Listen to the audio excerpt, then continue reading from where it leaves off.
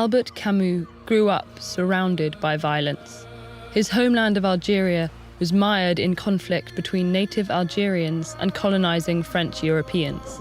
He lost his father in the First World War and was deemed unfit to fight in the Second.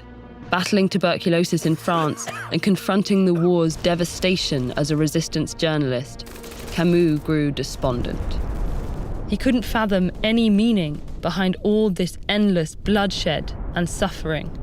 He asked, if the world was meaningless, could our individual lives still hold value? Many of Camus' contemporaries were exploring similar questions under the banner of a new philosophy called existentialism.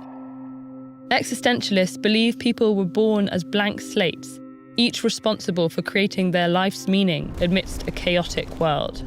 But Camus rejected their school of thought. He argued all people were born with a shared human nature that bonded them toward common goals. One such goal was to seek out meaning, despite the world's arbitrary cruelty. Camus viewed humanity's desire for meaning and the universe's silent indifference as two incompatible puzzle pieces, and considered trying to fit them together to be fundamentally absurd. This tension became the heart of Camus' philosophy of the absurd, which argued that life is inherently futile. Exploring how to live without meaning became the guiding question behind Camus' early work, which he called his cycle of the absurd. The star of this cycle, and Camus' first published novel, offers a rather bleak response. The Stranger follows Meursault, an emotionally detached young man who doesn't attribute much meaning to anything. He doesn't cry at his mother's funeral. He supports his neighbor's scheme to humiliate a woman. He even commits a violent crime. But Meursault feels no remorse. For him, the world is pointless, and moral judgment has no place in it.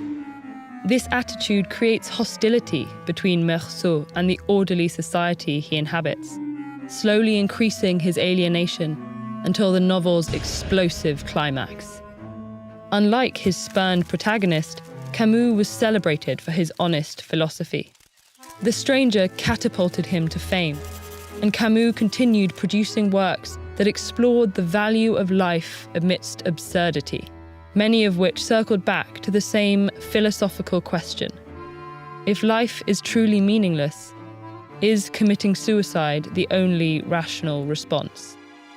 Camus' answer was an emphatic no. There may not be any explanation for our unjust world, but choosing to live, regardless, is the deepest expression of our genuine freedom. Camus explains this in one of his most famous essays, which centers on the Greek myth of Sisyphus. Sisyphus was a king who cheated the gods and was condemned to endlessly roll a boulder up a hill. The cruelty of his punishment lies in its singular futility, but Camus argues all of humanity is in the same position. And only when we accept the meaninglessness of our lives can we face the absurd with our heads held high. As Camus says, when the king chooses to begin his relentless task once more, one must imagine Sisyphus happy. Camus' contemporaries weren't so accepting of futility. Many existentialists advocated for violent revolution to upend systems they believed were depriving people of agency and purpose. Camus responded with his second set of work, The Cycle of Revolt. In The Rebel, he explored rebellion as a creative act rather than a destructive one. Camus believed that inverting power dynamics only led to an endless cycle of violence.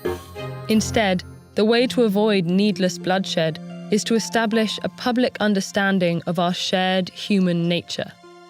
Ironically, it was this cycle of relatively peaceful ideas that triggered his fallout with many fellow writers and philosophers. Despite the controversy, Camus began work on his most lengthy and personal novel yet, an autobiographical work entitled The First Man. The novel was intended to be the first piece in a hopeful new direction, The Cycle of Love. But in 1960, Camus suddenly died in a car accident that can only be described as meaningless and absurd. While the world never saw his cycle of love, his cycles of revolt and absurdity continue to resonate with readers today. His concept of absurdity has become a part of world literature, 20th century philosophy, and even pop culture. Today, Camus remains a trusted guide for moments of uncertainty. His ideas defiantly imbuing a senseless world with inspiration rather than defeat.